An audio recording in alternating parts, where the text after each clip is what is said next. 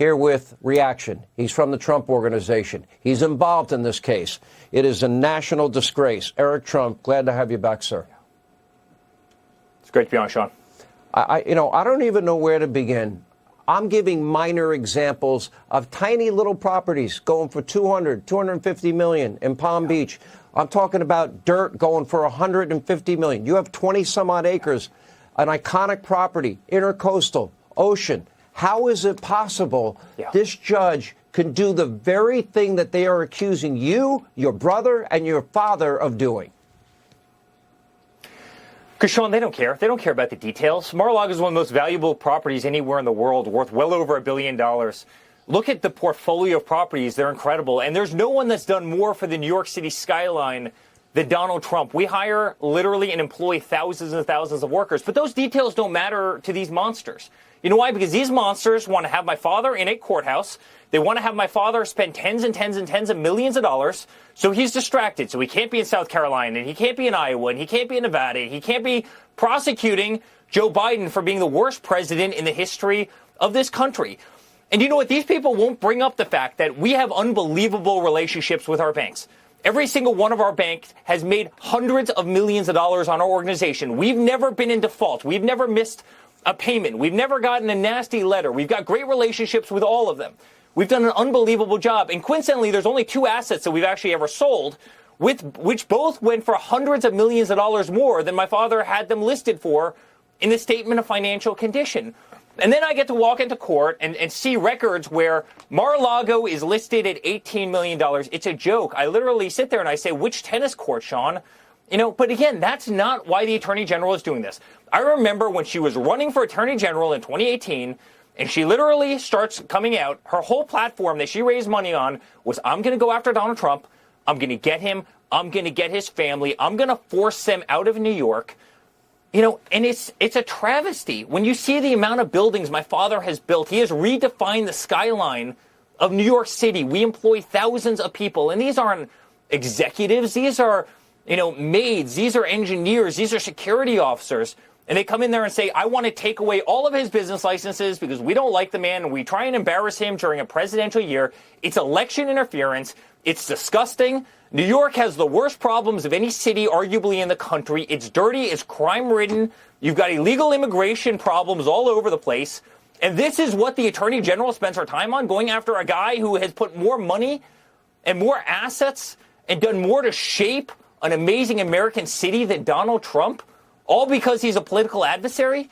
It's disgusting. And to bring the family into it who had nothing to do with any of this, I mean, Sean, this should be illegal in the United States of America. This is what they do in communist Russia. This is what they do in Venezuela. You know, and it shouldn't happen. And believe me, and I've said this to you before, it's all coming from the top, Sean. It's all coming from Joe Biden because they want to take out the guy who is otherwise going to beat him in 2024. This is why what the Judiciary Committee is doing, this is under Jim Jordan, they're investigating whether our FBI and DOJ at the top, not rank and file, have been weaponized and politicized. This is the weaponization of justice. And this is now going to go on. You know, it's now October. A year from now, we'll be on the verge of a presidential election, and they want to put your dad basically the entire year in a courtroom, you know, in venues where I can almost assure you, Eric, I don't want to give you news you don't want to hear. You already know. Your dad can't get a fair trial in New York. He's not going to get a fair trial in D.C. or Fulton County, Georgia, for that matter. So it's okay. We'll have. You know what, Sean? I give the judge. I give the judge this afternoon credit. I really do. In the last 5 minutes, he really, you know, he pretty much said, he came out and said pretty clearly that many of the cases or many of the claims are knocked out because they fell well before the statute of limitations. So I give the guy a lot of credit in trying to do the right thing in the final minutes. Eric, I think people are understanding exactly. A 5-minute Google search would have shown him that his valuation of Mar-a-Lago was asinine. You don't have to be a genius, Eric. I agree. Listen, Sean, there's no question. A 5-minute Google search would. And, you know, to look at Mar-a-Lago as being valued at $18 million is a joke. In fact, every real estate broker in the state of Florida are $18 million. I'll buy stuff. it and sell it and make hundreds of millions. I'll be able to retire. It'd be like hitting the lotto. And I'm not joking about it because it's not funny. I'm sorry you're going through this. This is wrong. You know, we can't have attorney generals targeting people in campaigns and then doing it in court. This is not justice in America. That is not constitutional law in America.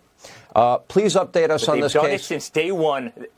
Yeah. Sean, they did it since day one. Since the minute my father came down that escalator, they went after him. The Washington Post, literally 10 minutes after he got the call from Hillary Clinton, when she conceded, the Washington Post said this is when the impeachment of Donald Trump begins. You're right. And they have never stopped between the impeachments and between Kavanaugh and perfect phone calls.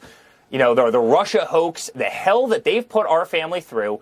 And when they realized they couldn't do it in the executive branch, guess what? They moved to state AGs and district attorneys in the most far-left Democratic areas in the entire country to do what they failed to do in Washington, D.C., and it's a hell our family lives every day. And I am so thankful I've got the toughest father in the world who will fight this crap for what it is. And you know what, Sean? He's going to win. I mean, he's going to win. I'm telling you, people understand the sham for what it is. I hope you're right, Eric, because the deck stacked against him. I mean, they're throwing everything they got at him. I don't know how he's still standing. I don't know how all of you are still standing. If I'm not right, Sean, we don't have a country. Morally corrupt and wrong. We're losing the country. That's all there is to it. This is not justice. If he doesn't win, we will not have a country because this won't stop. And these other Republicans, they'll never be able to carry the weight that my father's carried. Never. They don't have the backbone. They don't have the willpower. They don't have the voice. They certainly don't have the. I don't even know why he bothers. I mean, at some point you got to say, I don't know. Eric, good to see you. I'm sorry you're going through this.